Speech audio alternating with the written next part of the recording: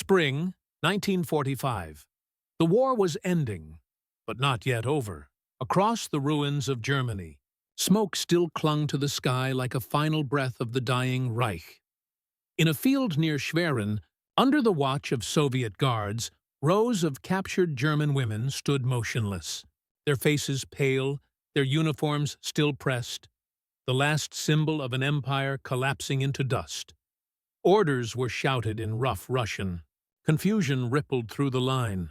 One interpreter's voice trembled as she translated, "Burn them, all of them." A murmur spread, disbelief, fear, shame. The women hesitated, clutching their gray tunics, their insignias, the eagle and swastika stitched above their hearts. For years, these had defined them, not as daughters or wives, but as soldiers of the Führer's dream. Now, that dream was forbidden to exist. The first flame caught the edge of a sleeve. Smoke rose, black against the gray morning. Buttons melted, fabric curled, and with it, the illusion of power burned away, leaving behind only the faces of ordinary women, staring into the ashes of what they had believed. That moment, quiet, devastating, marked the symbolic funeral of Nazi Germany itself. By the spring of 1945, Germany was no longer a nation at war. It was a landscape of ghosts. Cities once filled with the rhythm of marching boots and factory sirens now lay in skeletal silence. Berlin, the heart of Hitler's empire, was a ruin of smoking stone and shattered glass. The once proud Wehrmacht was dissolving, its generals surrendering, its armies fragmenting, its morale extinguished. The Allies were closing in from every direction. From the west, American and British divisions crossed the Rhine, sweeping through towns where resistance had become nothing more than fanatic last stands. From the east, the Red Army advanced through the wreckage of Poland, leaving a trail of vengeance carved by years of Nazi occupation. The Third Reich, the empire that was meant to last 1,000 years, had not survived 12. Amid the chaos, one group often forgotten by history stood out: the women in uniform. By 1945, more than 500,000 German women had served the Nazi war effort in various capacities. Some worked as communication operators, Nachrichtenhelferinnen, managing radio and telephone lines for the Luftwaffe and the Wehrmacht. Others served as clerks, secretaries, and medics. And some, especially those under SS command, had worked in concentration camps or as auxiliaries to field units, a shadowed role that blurred the line between duty and complicity. They had been trained to believe they were serving their nation, defending civilization itself from Bolshevism. Many had been young, teenagers recruited through propaganda posters showing noble, determined faces beneath smart gray caps. The Nazi regime had wrapped their service in idealism, discipline, loyalty, sacrifice. Their uniforms were more than clothing. They were identity, belonging, and purpose in a collapsing world. But as defeat came closer, those symbols became dangerous. Allied soldiers saw not women, but uniformed enemies. The Soviet troops, hardened by years of brutal combat and atrocities, viewed every German uniform as a mark of guilt. Captured female auxiliaries often faced harsh interrogations, suspicion, or violence, regardless of whether they had ever held a weapon. By April 1945, the psychological tide had turned. The Reich's propaganda machine, once relentless in its confidence, had gone silent. In its place came whispers of surrender, of Hitler's hidden bunker, of towns razed to the ground in the east. Every hour, more German units laid down their arms. When the collapse finally came, it was swift. On May 8, 1945, Tag der Capitulation, the Day of Surrender, the Nazi regime ceased to exist. In the east, Soviet forces took millions of prisoners. Among them were tens of thousands of German women, clerks, nurses, and auxiliaries from the shattered remains of the Wehrmacht and Luftwaffe. Many of these women had never expected to face capture. Propaganda had told them the enemy would kill them on sight Or worse, others hoped that their uniforms might still protect them, that the discipline and order they embodied would earn respect. Instead, the opposite happened. The uniform had become a symbol of everything the world now hated. The orders to destroy them, to burn every trace of insignia, rank, and symbol came not as an act of cruelty, but as a declaration. The Reich was dead, and its emblems would die with it. But to the women standing there, it was not politics. It was personal. Each patch sewn, each button polished, each collar worn with pride. All of it turned to ash within minutes. The act stripped them not just of status, but of identity. They were no longer helps of the Wehrmacht. They were prisoners, women, survivors of a nation's delusion. And yet, behind the visible collapse lay something deeper, the slow unraveling of belief itself. When Germany capitulated in May 1945, the guns fell silent. But for millions of its soldiers and auxiliaries, the war was far from over. For them, the battlefield simply shifted from open ground to barbed wire. The world no longer saw them as servants of a nation, but as remnants of a dangerous ideology. In the East, the Soviet Union's retribution was swift and merciless. Red Army soldiers, hardened by years of atrocities committed on their soil, viewed every German prisoner through the lens of vengeance. Among them were thousands of German women, nurses, secretaries, radio operators, and SS auxiliaries, rounded up in columns that stretched for miles along the roads from East Prussia and Silesia. They were exhausted, starving, and terrified. In these first chaotic weeks, the act of disarming was more than physical. It was symbolic. Soviet officers ordered all captured personnel to strip off their uniforms and surrender every sign of rank or affiliation. For male soldiers, it was expected. For women, it was a humiliation layered with disbelief. Some pleaded, insisting they were not combatants. Others clutched their armbands and caps, unable to let go of the fabric that had defined their wartime existence. Allied policy in the West differed. The British and Americans, though wary, generally treated female POWs as non-combatants, placing them in temporary holding camps before repatriation or labor assignments. Yet even in the Western zones, the order was clear. No German was permitted to retain a Nazi uniform. The Reich's insignia, the swastika, the eagle, all were banned. In many camps, piles of gray and black uniforms were burned under watch, their owners forced to witness the destruction. To the outside observer, this was administrative necessity, the demilitarization of a defeated enemy. But for those standing in the ashes, it felt like something else entirely. The uniform had been their armor against chaos. It had given them order, belonging, and a sense of importance in a collapsing world. Losing it was not simply losing clothing, it was losing meaning. Many women were barely 20 years old. They had grown up under Hitler's Germany, where the state defined their worth by loyalty and discipline. The Bund Deutscher Mädel, the League of German Girls, had raised them to believe in purity, duty, and sacrifice. By the time they entered military service, obedience was instinct, not choice. Now, that belief system shattered in their hands as they fed their uniforms to the fire. Some of the women had worked in administrative or logistical roles entirely removed from the front lines. Others had served under the SS, assisting in camps or field hospitals. Their fates diverged sharply, depending on where they were captured. In the Soviet zones, those associated with the SS faced brutal interrogations. Many were deported eastward to labor camps. In the British and American zones, most were released after short detentions, yet marked forever by the stigma of their service. To the Allies, disbanding the uniformed remnants of Nazism was essential to rebuilding Germany. To the women, it was erasure, the forced removal of everything they had been told to honor. Some wept quietly as they burned their caps. Others stood numb, staring at the smoke curling upward into a gray sky that had once been filled with Luftwaffe contrails.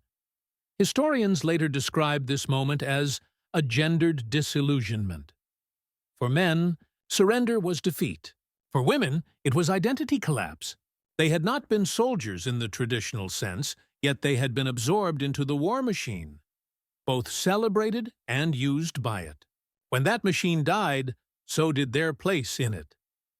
In diaries found later in POW camps, a few women wrote of feeling naked in spirit, stripped not just of uniform, but of purpose. One entry, discovered in a camp near Frankfurt, read, "We burned what we thought was our pride. It turned out to be our blindness." The fires that consumed those uniforms were not just acts of destruction. They were the first flickers of Germany's reckoning. The painful realization that obedience, once considered virtue, had become complicity. And from that reckoning would emerge the complex human stories of guilt, denial, duty, and survival that defined the moral landscape of post-war Germany. For many of the captured German women, the uniform was not just a garment. It was a skin. It had been tailored not only to their bodies, but to their sense of self. The Luftwaffe's crisp gray jackets, the Wehrmacht's field blouses, the black SS skirts, each carried years of ritual and belonging. Within those seams lay hours of parade drills, salutes, and orders that had defined an entire generation of German womanhood under the Third Reich. When those women were captured and told to burn what they wore, something inside them fractured. Eyewitnesses described the scene not as rebellion, but as paralysis, the quiet horror of realizing that everything they had believed in was condemned. One British officer, stationed in northern Germany, later recalled, "They didn't cry like soldiers. They just stared at the smoke as if watching their world vanish." The emotional collapse was layered. Many of these women had joined military service not from fanaticism but from patriotism, duty, or survival. They had believed they were helping their nation, their families, their wounded soldiers. Now, stripped of that purpose, they confronted a haunting question. What had it all been for? Psychologists studying German POWs after the war noted that female auxiliaries often experienced deeper identity crises than male soldiers. For men, surrender was loss of honor. For women, it was loss of meaning. They had been told they were the backbone of Germany's defense. Loyal, disciplined, pure. The uniforms they now fed to the flames had been symbols of that faith. In those moments, as buttons melted and armbands curled in the fire, the women faced an unbearable duality: grief for what they lost, and shame for what they had served. The act of burning the uniform became a quiet confession, the physical manifestation of an inner reckoning. And yet, within that silence, a strange resilience began to emerge. When the flames died, many stood straighter, calmer, almost relieved. For the first time, they were simply themselves, no longer bound to orders or ideology. The smoke that drifted upward carried not just defeat, but release. The tactical angle, the cleansing of symbols to the Allied command. The order to burn Nazi uniforms was not emotional. It was procedural, almost clinical. The goal was to erase militarization from German society, to prevent any lingering loyalty or resurgence of Nazi authority. Every uniform represented not just an individual, but a system, a network of obedience, hierarchy, and fear that had sustained the Reich for 12 years. When the war ended, Allied intelligence quickly understood that Germany's greatest weapon had not been its tanks or aircraft, but its ideology. That ideology lived in its symbols: the swastika, the eagle, the Iron Cross, and the gray-green uniforms that had turned ordinary citizens into instruments of the state. To destroy those symbols was to neutralize the psychological remnants of Nazism. Across Germany, Allied occupation forces issued strict directives: no military attire, insignia, or salutes permitted. Former soldiers were to appear in civilian clothes at all times. Factories that had produced uniforms were closed or converted to civilian manufacturing. Even photographs showing Nazi insignia were confiscated.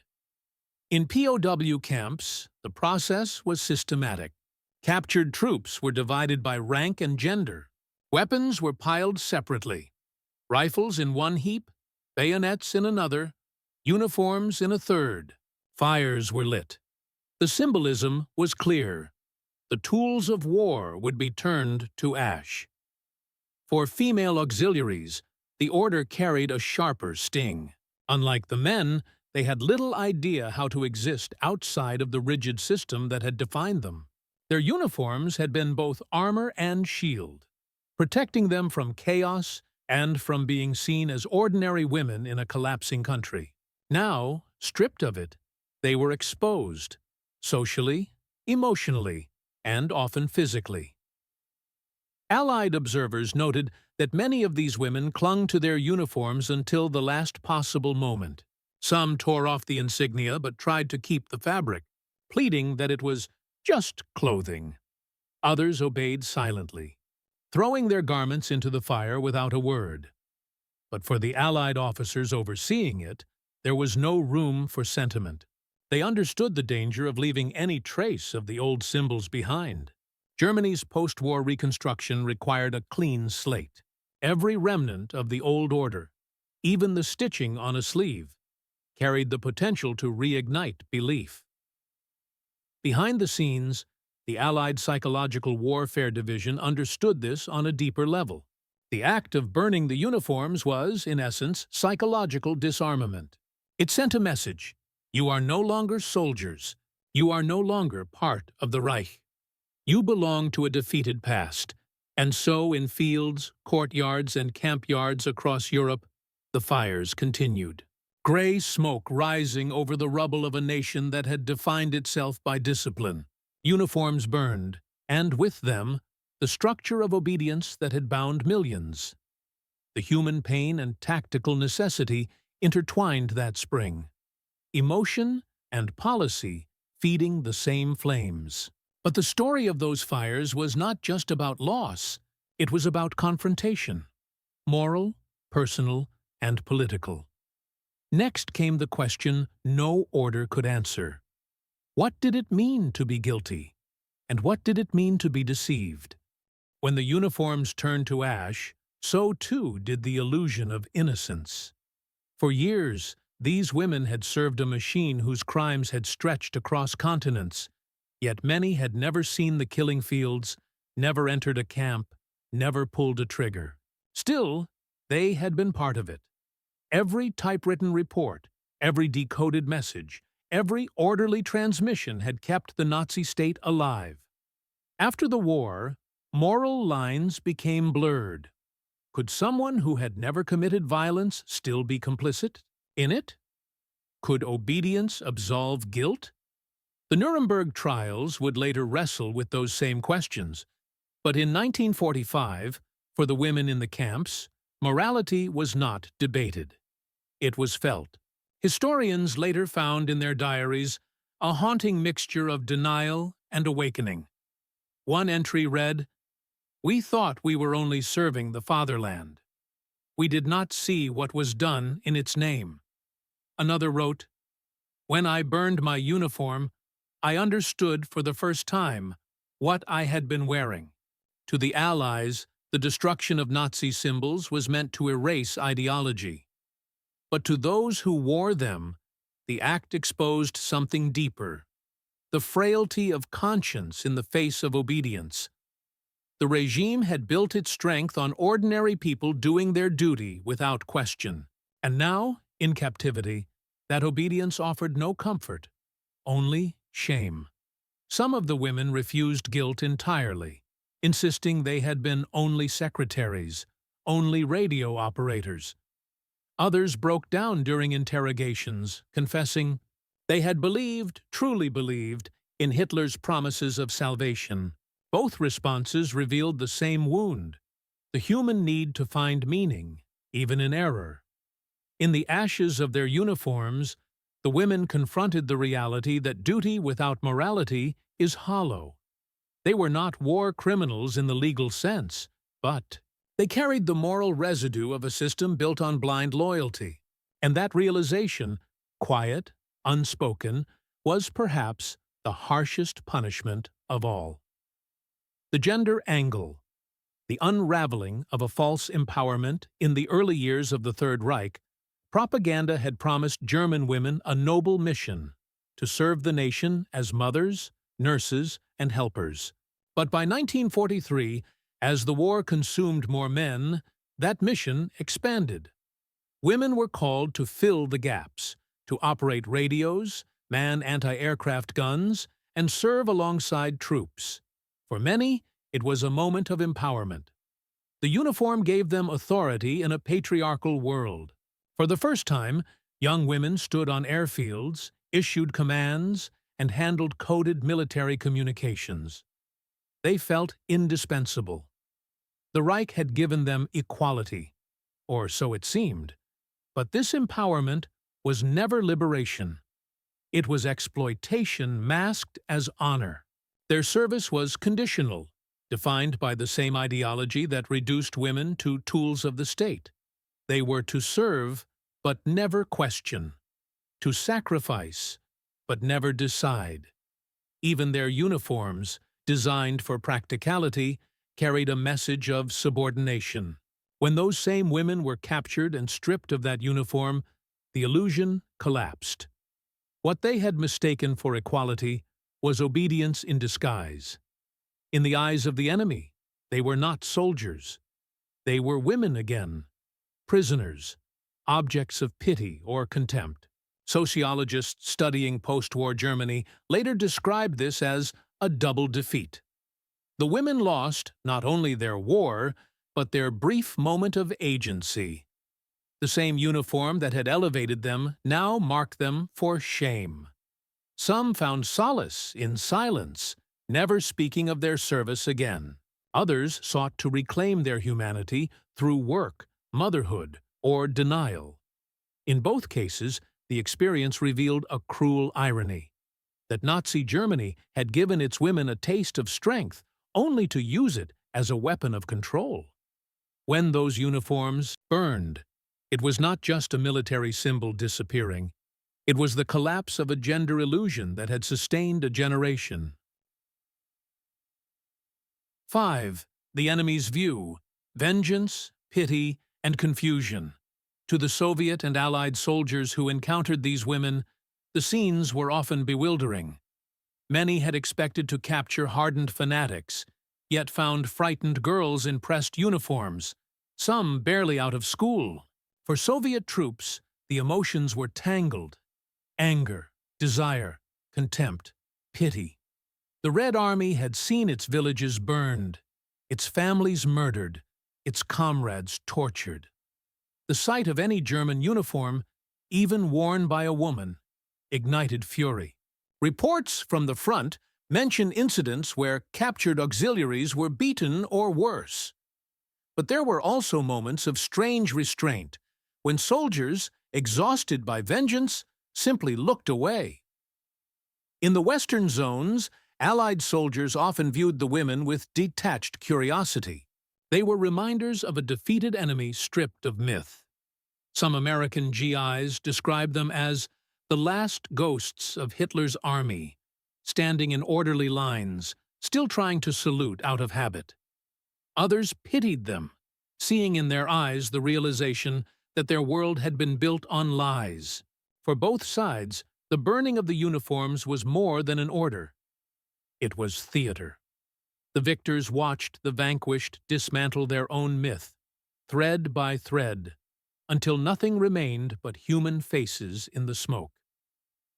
One British journalist present during such an event near Lübeck wrote, "They stood quietly as the flames rose. Some wept, some watched without blinking. I could not tell which was worse. The enemy had conquered their armies, but the true victory was invisible. It was the breaking of faith in the system that had enslaved them." As the fires burned across, the captured camps one truth emerged. The defeat of Nazi Germany was not just a military surrender. It was a human one. The collapse of belief, of pride, of identity. And it was in that collapse that the turning point of their story began, when the order to burn became the moment of awakening. It began in a courtyard near Dresden, April 1945. The sun struggled through a gray sky, illuminating rubble that had once been a university and then a Nazi headquarters. Rows of German women stood, hands clasped, faces pale under their caps. Each uniform was meticulously folded, each insignia carefully pinned, a final connection to the order and discipline that had guided their lives for years. The order came suddenly. A Soviet officer's voice, sharp and commanding, cut through the silence. Alle ablegen! Verbrennen! Drop everything! Burn it! A tremor ran through the line. Some women froze, staring at the folds of cloth in their hands. Others, younger, instinctively obeyed, carrying the garments toward the fire pits prepared along the edge of the yard. Smoke rose in jagged columns, black and acrid, curling into the sky above shattered buildings. The first flames caught a sleeve, and a collective shudder ran through the group. There was no ceremony, no ritual, only destruction. Buttons melted, fabrics smoked, insignias curled and disappeared. Each flame consumed not just clothing, but a lifetime of devotion. A history of orders followed, messages sent, lives structured around obedience. Some women screamed quietly, others wept in silence. A few stood stiffly, eyes fixed on the fire as if willing the world to remain intact despite its collapse. In their hands, the uniforms had been more than fabric.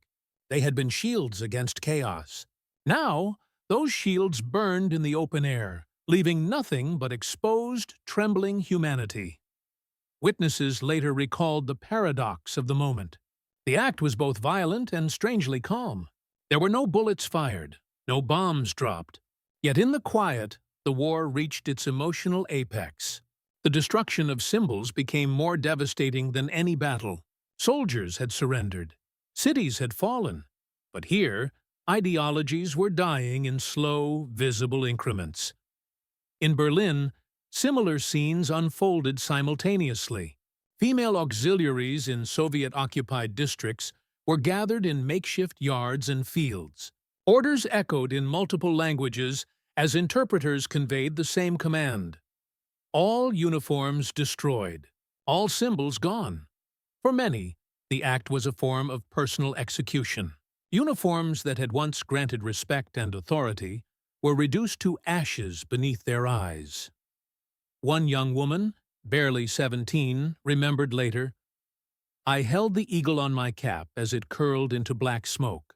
It felt as though it was burning my hands, as if the Führer himself was vanishing with it."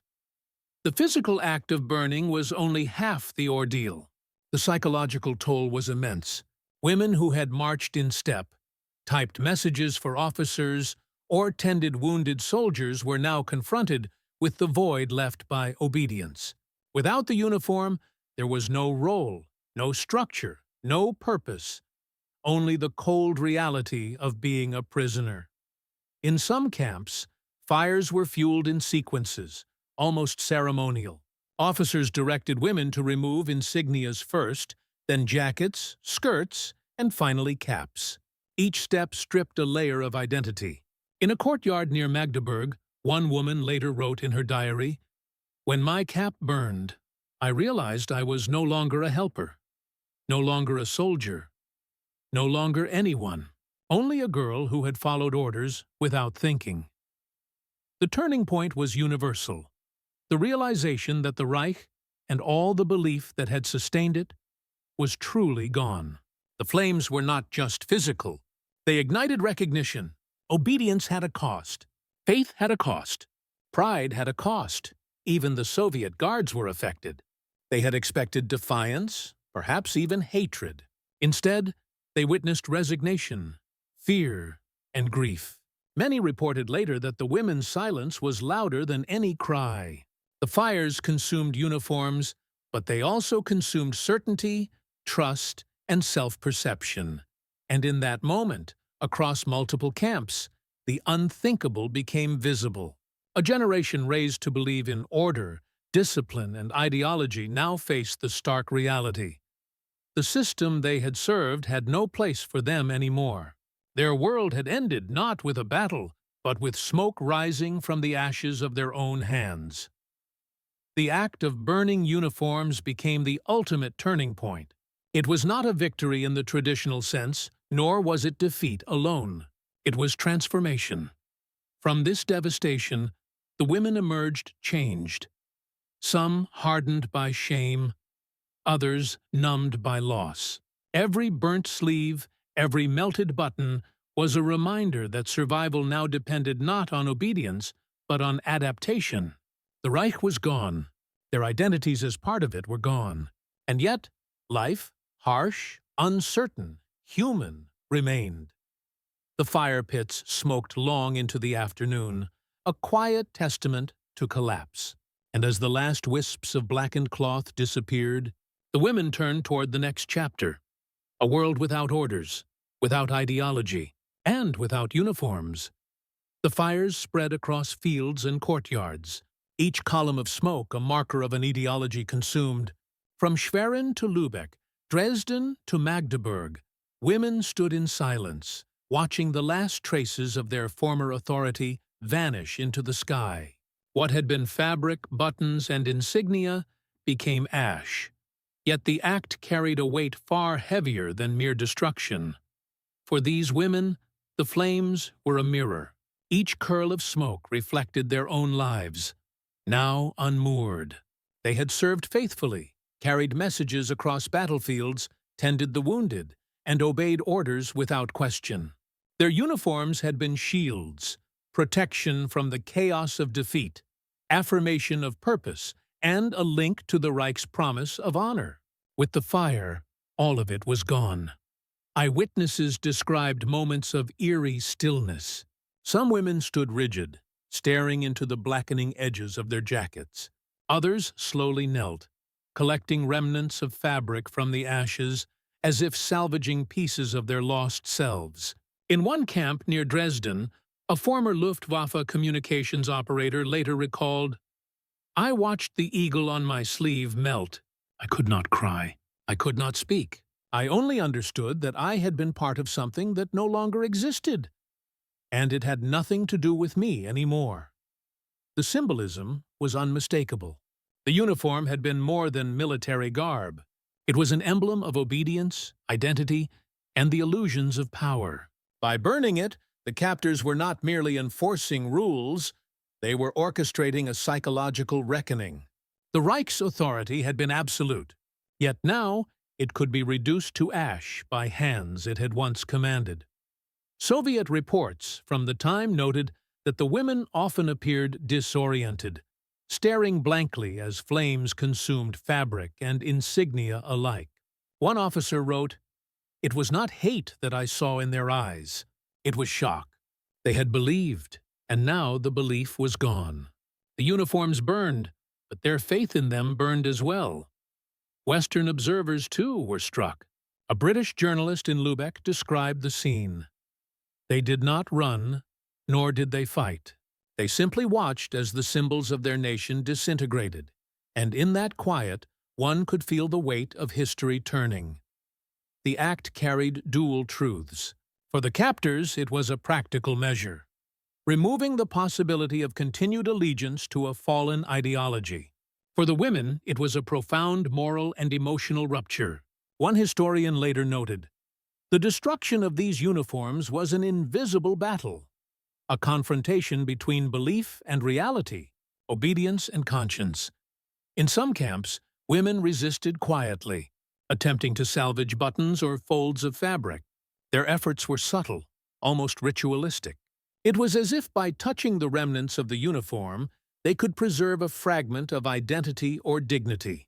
Yet the fires, relentless and consuming, tolerated no exceptions. Every piece was eventually surrendered to the flames. The psychological weight of these moments lingered long after the last smoldering fabric had cooled. Diaries and post-war testimonies reveal a spectrum of responses: shock, shame, grief, and a reluctant sense of liberation. One young woman wrote, "When the last sleeve burned, I realized I was free. Not free in joy, but free from lies. Free from the chains I had never known I carried." It was in this crucible of fire and emotion that the turning point of history intersected with the personal. The women's uniforms, once tools of service and identity, became instruments of moral reckoning.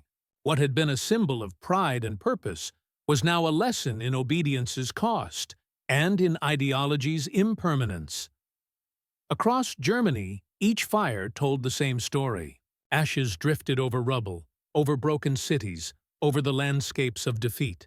The Reich, once insistent, eternal, and commanding, existed now only in memory and smoke. For the women, the loss was intimate. For history, it was profound. And yet, in the silence that followed the crackle of flames, a new world began to emerge. Women who had served faithfully now faced the task of reinvention, to navigate a society that both feared and pitied them, to reclaim autonomy and to reckon with the moral shadows of service. The burning uniforms were not an end, but the beginning of this transformation, a painful, human crucible that would shape post-war Germany and the lives of those who had survived it. As the last smoke rose into the gray skies of 1945, one truth became clear. The war had ended not just on battlefields, but in courtyards, in the ashes of fabric, and in the quiet recognition that obedience, once virtue, could become the heaviest burden of all. The fires had died, but the consequences lingered. Across the ruined landscapes of Germany, the women who had watched their uniforms turn to ash faced a new reality, one governed not by ideology, but by the hard rules of captivity. Barbed wire fences, watchtowers, and armed guards replaced the order and structure they had once known. POW camps were harsh. Soviet-controlled facilities in the east demanded labor, clearing rubble, rebuilding roads, dismantling factories, often in brutal conditions. Hunger was constant. Rations were minimal. The women endured days of cold and exhaustion, forced to reconcile their survival with the memories of those they had served. One former auxiliary, writing years later, recalled standing in line for soup. "The uniform I had burned was gone, but its weight was still on my shoulders. We were not soldiers anymore, yet no one treated us as women alone. We were remnants of something terrible." Interrogations were another trial. Soviet officers, intent on uncovering the full scope of Nazi operations, questioned women about their roles, their knowledge, and their proximity to crimes. Even those who had worked only in offices were treated with suspicion. The line between witness and accomplice was blurred, and many women found themselves reliving every decision, every order, every moment of obedience. Western Allied camps, in contrast, were generally less punitive. British and American authorities classified many female auxiliaries as non-combatants. While security and debriefing were strict, physical abuse was rare. Yet the psychological toll remained. Women confronted the reality that their actions, no matter how minor, had been part of a system that committed atrocities on a massive scale. They were often isolated, shunned, or quietly judged by fellow prisoners who resented the uniforms they once wore. In both spheres of occupation, a pattern emerged. The women were caught between survival and accountability. They were simultaneously victims and participants, ordinary and complicit. The uniform's destruction had stripped them of outward symbols, but it could not erase internal reckoning. Many kept diaries or wrote letters they never sent, chronicling confusion, fear, and guilt. A nurse in a Soviet camp noted, "We worked, we ate, we slept. But inside, we were burning too. Our pride, our belief, our innocence." Some women attempted to reclaim agency through work, learning new skills, or helping others in the camps. Small acts, Organizing meager food, teaching children of other prisoners, tending the sick, became gestures of reclamation. The act of service, once tied to the Reich, was now redirected toward survival and empathy. Others withdrew entirely. Silent and watchful, they navigated the camps like ghosts, moving between labor assignments and sleeping quarters, observing without participating. Historians later noted that this withdrawal was not laziness, but a psychological defense, a way to preserve selfhood amid the collapse of identity. The burning of the uniforms remained a recurring motif in memory. Even months after release, women would recall the smell of charred fabric, the black smoke curling into gray skies, the sensation of holding insignias as they melted in fire. These memories were markers, symbolic punctuation in a life that had abruptly shifted from obedience to reckoning. In essence, the immediate aftermath was survival under scrutiny. Life in the camps was a slow education in humility, morality, and endurance.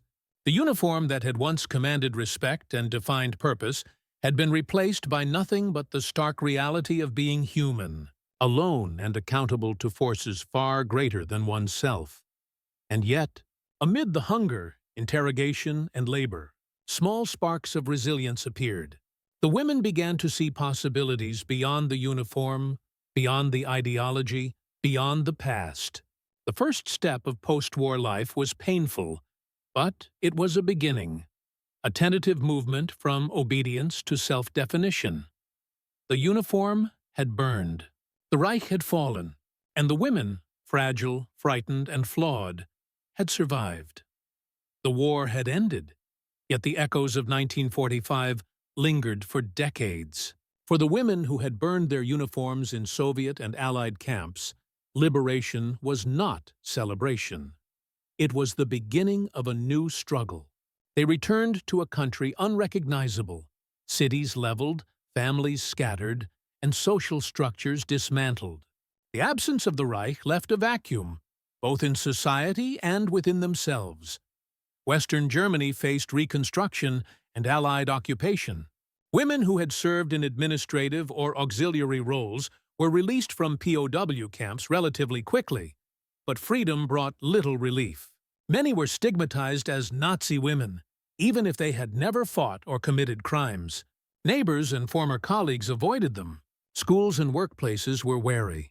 In some towns, surviving auxiliaries were barred from teaching or civil service positions. Their uniforms burned, but their reputations still smoldering. In the Soviet zone, the consequences were harsher. Women associated with the SS or administrative roles linked to the military often faced extended imprisonment or forced labor in the USSR. Conditions were brutal: inadequate food, grueling labor, and the constant reminder of defeat and complicity. Many lost years of their lives in captivity, carrying scars both physical and psychological, yet survival also brought adaptation. Those who returned to their communities sought ways to rebuild normalcy. They married, worked, and had children, often concealing or minimizing their wartime roles. Diaries and interviews decades later revealed a quiet determination, the attempt to reclaim agency and human dignity after an era in which obedience had defined their worth. Psychologists and historians studying this generation described a complex legacy, a mixture of shame, trauma, and resilience. The women had been instruments of war and ideology, yet they had survived its collapse. The burned uniforms, once symbols of power and pride, became private markers of memory and guilt, a constant reminder of obedience's cost. Cultural and historical memory reflected this tension. Post-war literature, journalism, and even legal proceedings frequently lumped these women with male soldiers, blurring the lines between victim, survivor, and participant. Some, like former SS auxiliaries, faced trials or denazification processes. Others, who had served in minor capacities, were largely ignored by authorities, but judged silently by neighbors and family. Over time, the act of burning the uniform gained symbolic weight in historical accounts. It became a narrative of moral reckoning and the collapse of ideology. Scholars observed that the uniform's destruction marked not just the fall of a regime, but a forced introspection, a moment when ordinary women had to confront their complicity, fear, and survival instinct. Yet, even amid shame and social isolation, the women demonstrated resilience. Many rebuilt lives from the ruins, becoming nurses, teachers, or workers in post-war industries. Their experiences informed the next generation, shaping attitudes toward authority, obedience, and morality. The memory of standing in smoke-filled courtyards, watching identity burn, remained, a silent, persistent witness to the dangers of blind loyalty. By the late 1940s and early 1950s, Germany had entered a period of reconstruction, but the psychological landscape for these women remained fraught. The world had moved on, yet for those who had survived the uniform burning, the past remained tangible, not in the ashes themselves, but in the imprint of fire on their sense of self. Ultimately, the aftermath of this act was both personal and historical. It was a crucible in which ideology, obedience, and gender collided, leaving survivors altered in ways both visible and invisible. The Reich had fallen, but its shadow lingered, reminding all who bore witness that symbols and the beliefs they inspire can shape lives long after they have been consumed. And from this long, painful reckoning, the story naturally leads into reflection, a calm examination of what these events meant for humanity, history, and the fragile balance between duty and morality. The smoke had long dispersed, yet its memory endured. The uniforms that had once commanded respect, obedience, and fear were gone. What remained were women standing among ruins, ordinary, human, and suddenly unbound from the ideology that had defined their lives. The act of burning had been physical, yes, but it was also profoundly symbolic, a reckoning with identity, belief, and consequence. In those moments, the Third Reich ceased to exist not only in politics and maps, but in the hearts and minds of those who had served it. The flames consumed more than fabric. They consumed illusions, obedience, and the false security that authority had provided. The women emerged altered, confronted with a stark truth. Survival required self-reflection, responsibility, and the courage to define themselves beyond uniforms and orders.